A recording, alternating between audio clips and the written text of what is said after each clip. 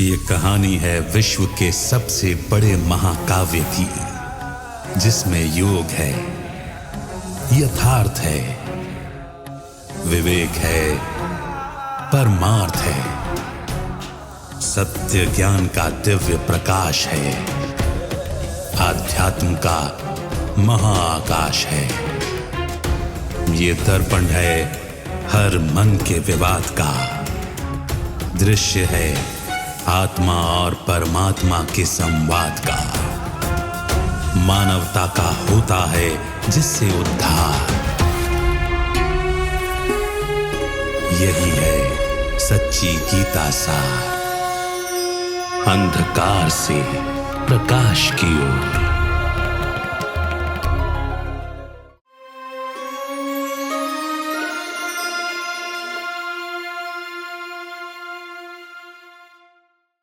नमस्कार। अंधकार से प्रकाश की ओर इस कार्यक्रम में आप सभी का स्वागत है। सच्ची गीता सार को समझने का ये हमारा एक अनूठा प्रयास है। गीता के प्रकाश में जब हम चीज़ों को अन्वेषण से, मनन से देखते हैं तो बहुत सारी चीज़ें स्पष्ट होती जाती हैं। आइए आज भी गीता में जुड़े हुए कुछ ऐसे ही रहस्यों को हम समझने की कोशिश करते हैं। आज हमारे साथ स्टूडियो में ब्रह्मा कुमार बृजमोहन भाई साहब हैं। भाई साहब, आपका स्वागत है। ओम शांति। गीता में बहुत सारे महावाक्य लिखे गए हैं। अनेक ग्रंथों में जो लेखन की शैली देखने को मिलती है, जिस तरीके से चीज़ें लिखी गई हैं, उसमें से गीता की शैली बिल्कुल अलग है।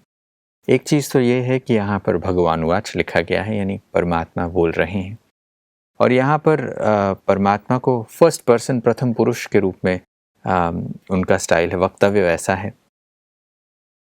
तो इस ग्रंथ की इस खासियत के कारण बहुत सारे लोगों को लगता है कि हाँ, गीता में जो कुछ भी लिखा गया है, जो बोला जा रहा है, वो बिल्कुल सच है।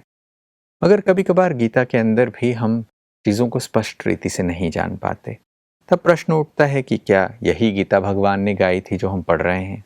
देखिए, proof of the pudding lies in the eating. हम शास्त्र क्यों पढ़ते हैं, गीता क्यों पढ़ते हैं? कि हमारे दुख दूर हों, हमारी दुविधाएं दूर हों, हम जो मन वांछित प्राप्ति चाहते हैं, हमें गति सदगति हो, हम इस दुर्गति से निकलें। जिन चीज़ों को हम भरसक कोशिश करते हैं छोड़ने की, नहीं छूटती, गीता इनसे छुड़वा दे। जब वो नहीं होता तो फिर क्या कहा जाता, और उल्टा मर्ज बढ़ता गया जूं जूं दवा की। हमने एक बार नहीं अनेक बार गीता पढ़ी, विद्वानों के प्रवचन सुने, सब कुछ कर डाला।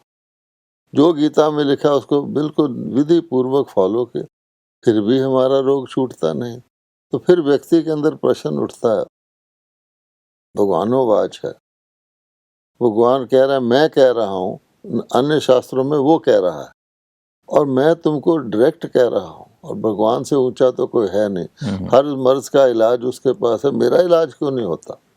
इसलिए फिर व्यक्ति सोचता है कि ये जो लिखा हुआ है, लेकिन कभी भगवान ने आए होंगे, कहा होगा, तब शायद वो सत्य होगा। इसमें कुछ इधर उधर हेर फेर हो गया। तो ये जब बात सुनते हैं तो ऐसा लगता है कि हाँ, परमात्मा ने एक समय पर ये बात कही थी, उसकी स्मृति मात्र हमारे पास है, उसकी मेमोरी मात्र हमारे पास है। नहीं, देखिए, गीता के अंदर ही उसका महात्म बताया गया कि जैसे बड़े जलाशय को पाने के बाद छोटे जलाशयों की आवश्यकता नहीं होती। जैसे सागर के पास आप पहुंच जाएं, आपको किसी टुबके तालाब की आवश्यकता नहीं होती। तो उसी प्रकार से गीता का ज्ञान इतना श्रेष्ठ है, भगवानोवाच है, इसको जानने के बाद मनुष्य को अन्य किसी शास्त्र आदि को पढ़ने की आवश्यकता नहीं होगी। जैसे सूर्य को उगने के बाद किसी कृत्रिम लाइट की आवश्यकता है, लिखा हुआ जी। अब हो क्या रहा है? मनुष्यों ने कोशिश की, जरूर की, मान्यता दी। आज भी गीता को श्रोमणी शास्त्र मानते हैं, कोर्ट में भी गीता उठाई जाती है। लेकिन आज मनुष्य गीता भी पढ़ रहे हैं, अन्य शास्त्रों को भी पढ़ रहे हैं, गीतों को भी सम्मान दे रहे हैं, अन्य को भी दे रहे हैं। तो क्या मतलब हुआ? गीता को भी उन्होंने अन्य की तरह ट्रीट कर लिया। अनन्य को कोई अन्य समझ ले तो अनन्य कहाँ रहा? इसका मतलब उससे उनको वो प्राप्ति नहीं हो रही है। लिखा हुआ जरूर है, तब उनके मन में क्वेश्चन उठता है, ये पुस्तक है, कोई यादगार है, लेकिन असली गीता कुछ और है। जैसे गीता उसका में इंतजार कर रहे हैं वो। जी, ये मतलब वो चीज़ जो लिखी हुई है उसमें सिर्फ थोड़ी सी बात है, बट उसके कंप्लीट वर्जन की भी हम इंतज़ार करते हैं। एक और चीज़ जो गीता में बताई जाती है कि गीता में ज्ञान है, गीता ज्ञान कहा जाता है। अनेक जगह गीता ज्ञान यज्ञ होते हैं, ऑर्गेनाइज करवाते हैं बहुत बड़े सेठों से, स्पॉन्सरशिप से बड़े आयोजन होते हैं। वहीं पर गीता को योग शास्त्र भी कहा जाता है कि गीता में कर्म, योग, भक्ति, अनेक प्रकार के योग की बात की जाती है। तो इस ज्ञान से और योग से कुछ तो प्राप्ति हुई होगी इसके एवज में। जब ये चीज़ मिली है तो इससे कुछ तो रिटर्न मिलता होगा, तब तो ये सारी चीज़ें दी गई हैं। जब भी हम कुछ पढ़ाई करते हैं, ज्ञान मिलता है, तो आपको एक डिग्री मिलती है, फिर उसी हिसाब से आपको कोई प्रोफेशन करने का रोज़गार मिलता है। तो यहाँ पर गीता के इस ज्ञान से और योग से क्या प्राप्ति होती है, ये प्रश्न उठता है। दूसरा, पांडवों की जब अगर हम बात करें तो उनकी गति आगे क्या होती है, इस पर देखा जाता है तो बड़ा ही रोचक सत्य सामने आता है कि क्या हुआ एक्चुअल में, उनको क्या मिला रिटर्न में। बिल्कुल ठीक है, पांडवों ने विजय पाई। सारी गीता ज्ञान और योग करने के बाद उन्होंने विजय पाई। तो विजयी व्यक्ति का जो प्रारब्ध है वो कहाँ है? सब जानते हैं कि उसका एक प्रकार से अंत कर दिया गया कि पहाड़ों में, हिमालय में वो जा करके गल मरे और समाप्ति हो गई। तो व्यक्ति सोचता है, अगर पांडवों ने कि ये गति हुई तो मेरी तो मैं देख ही रहा हूँ। और फिर गीता के अंदर हर चीज जिसको कहना ना, उसका समय बदल गया है, उसका स्थान बदल दिया गया है, उसकी विधि बदल दी गई है, उसके पात्र टोटली सब कुछ बदला हुआ। इसलिए ये भी लिखा हुआ, जब ऐसा हो जाएगा, अंधकार हो जाएगा, मैं फिर आऊंगा। अलादीन का जो असली चिराग था बहुत पुराना सा था, लेकिन उसमें ताकत थी कि उसमें जिन अपीयर हो जाता था, आपकी हर इच्छा पूरी करता था।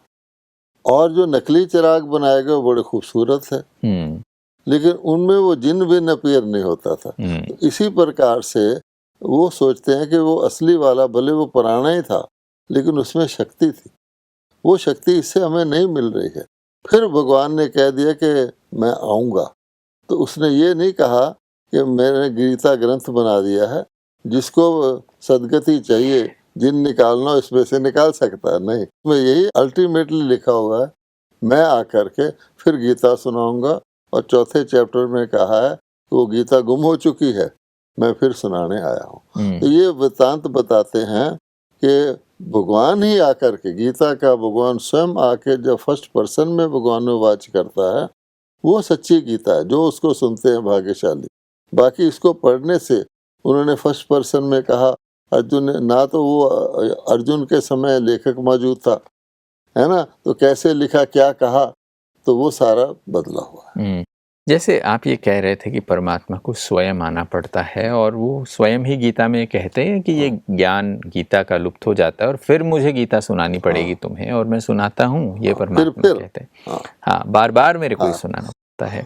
तो इससे ये पता चलता है कि परमात्मा जो इस गीता को सुनाते हैं, और जो गीता आज हमारे पास है, जो वेद व्यास रचित गीता है, इसमें अंतर दिखाई पड़ते हैं। तो ये क्या अंतर दिखाई पड़ते हैं? देखिए जी, इसमें तो अनेक प्रकार के अंतर दिखाई पड़ते हैं। जो मौलिक बात है कि परमात्मा अवतरित होते हैं, अधर्म विनाश, सत्य धर्म की स्थापना, उसको भगवान ने सिंपल भाषा में कहा है कि मैं पतितों को पावन बनाने आता हूँ, आसुरी संपदा को दैवी संपदा बनाने आता हूँ, नरक को, जिसमें कहा गया काम क्रोध लोभ नरक के द्वार हैं, वो नरक तुल्य विश्व को मैं स्वर्ग बनाने आता हूँ। अच्छा, लेकिन उसमें जो लिखा हुआ है, उसमें ये मैंने परमात्मा आत्माओं का उद्धार करते हैं, पर उसमें लिखा हुआ है कि आत्मा निर्लेप है, यानी आत्मा को कोई पाप पुण्य आदि नहीं लगता। अब क्यों लिखा? उन्होंने अपना आधार बना लिया कि आत्मा परमात्मा का रूप है, आत्मा परमात्मा का अंश है। अगर परमात्मा को लेप शेप नहीं लगता तो आत्मा को भी नहीं लगता। तो उनका कॉन्सेप्ट ये हो गया कि आत्मा परमात्मा का रूप है। भाव भगवान का ये था कि आत्मा भी परमात्मा की तरह सूक्ष्म है, अदृश्य है और वो एक आध्यात्मिक सत्ता है। लेकिन उन्होंने रूप लेके कह दिया कि आत्मा ही परमात्मा का रूप है या आत्मा परमात्मा का अंश है और जो परमात्मा है उसी प्रकार की आत्मा होगी, उसमें चेंज नहीं हो सकता। अर्थात उस पर लेप विक्षेप नहीं लगता, वो पतित भी नहीं बन सकती, पावन भी नहीं बन सकती। तो सारा कॉन्टेक्स्ट बदल गया। ऐसी अनेक बातें उसके अंदर हैं। जैसे ये बातें सुनने से पता चलता है कि भाई ये बहुत सारे डिफरेंसेस हैं और जिसकी वजह से मनुष्य सही प्रकाश नहीं लेते।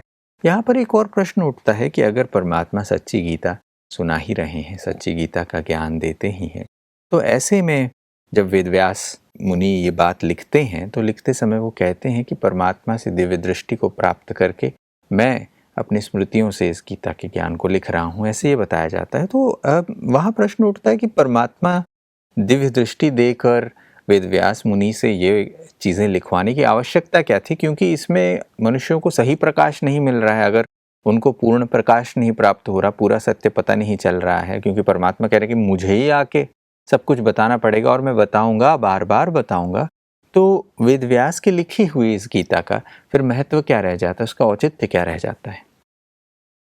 ये एक बहुत गहरा प्रश्न है कि अगर परमात्मा ही सत्य ज्ञान सुनाते हैं और वो कहते हैं मुझे ही आकर के फिर सुनाना है, तो ये जो बीच में है जिसको रखा गया माध्यम कि भगवान की गीता है और उसमें सारी बातें, उस कॉन्टेक्स्ट बदला हुआ है, तो भगवान ने वेद व्यास को दिव्य दृष्टि प्रदान ही क्यों की? दिव्य दृष्टि दाता भगवान को कहा जाता। और कई जगह गीता के अंदर आता है कि विराट रूप दिखाना तो दिव्य दृष्टि से दिखाया। उसने कहा कि ये मैं विचित्र चीज देख रहा हूँ। अब हर चीज का महत्व है। अब भगवान कहते हैं कि मेरे लिए भी कि मुझे अपना निजी रूप पता है, मुझे अपना निजी रूप बताना है। लेकिन कोई व्यक्ति धरती पर आ गया, उसने कहा कि मैं तो इसी रूप में भगवान को देखूंगा। अब भगवान अच्छी तरह जानता है मैं ये नहीं हूँ, लेकिन भगवान उसकी पुरुषार्थ का फल मिलना है, उसकी भावना का एक नियम है, तो भगवान को वो रूप धारण करना पड़ता है। तो क्या जब कहते हैं कि धन्य भगत ने पत्थर से भगवान को देख लिया, या मीरा उसको देखती थी, उसका दर्शन करती थी, या महारास में दिखाते हैं हर एक के साथ ही भगवान था, तो उसका भावार्थ क्या हो? इसी प्रकार से गीता शास्त्र है। जब गीता खुद लिख रही है कि शास्त्र अध्ययन से मेरी प्राप्ति नहीं होती, फिर शास्त्र का क्या औचित्य, क्या इसका अभिप्राय?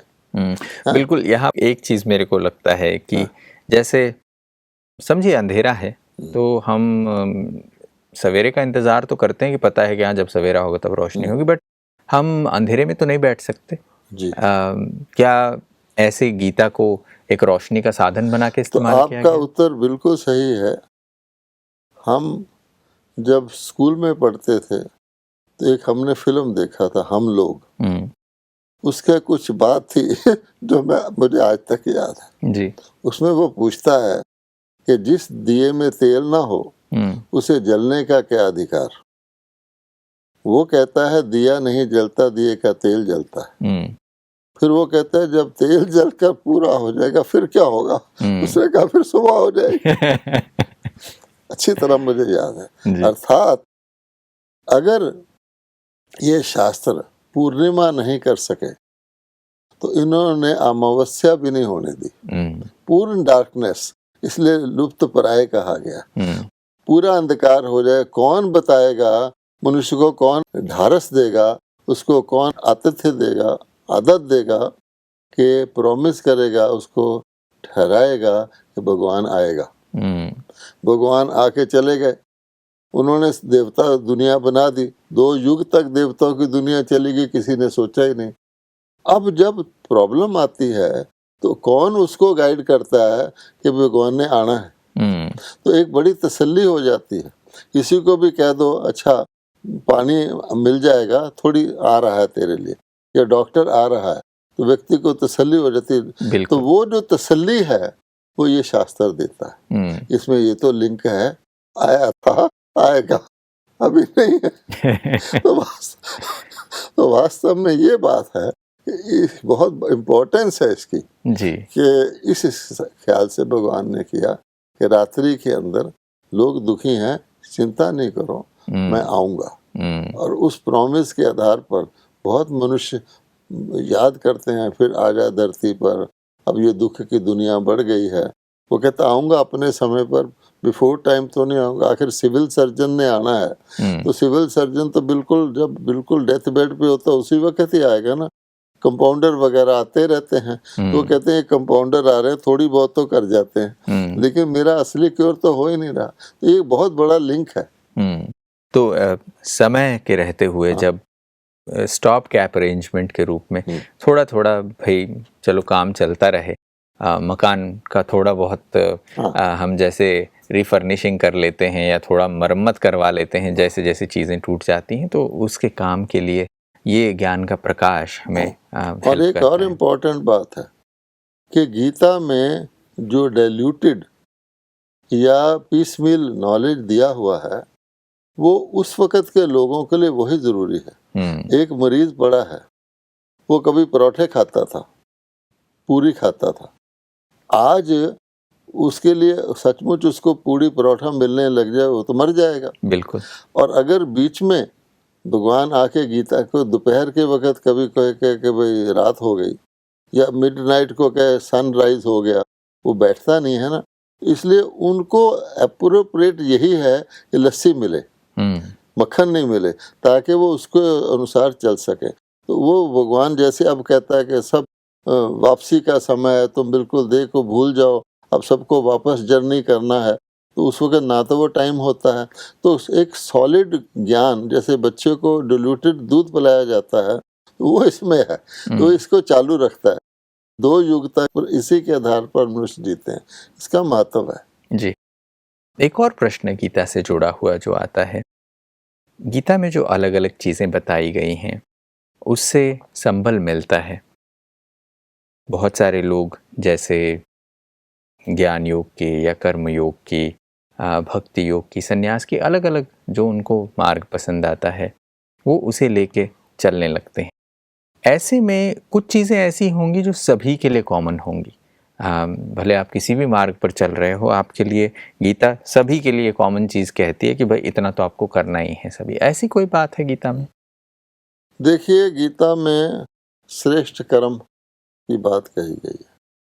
अब श्रेष्ठ कर्म सबके लिए कॉमन है, और उसको किसी भाषा में किसी धर्म में ले लें, पीपल नो ये कर्म श्रेष्ठ है, क्योंकि फॉरेन कॉन्शियसनेस कितनी भी दबी हुई हो उसके अंदर उसका प्रभाव पड़ता है। और इसमें भी अगर आप देखेंगे तो कॉन्शियसनेस की लेवल भी जो है वो फुल्ली अवेकेंड तो भगवान करता है, लेकिन हाफ अवेकेंड इस तरह धीरे धीरे कॉन्शियसनेस दबती है।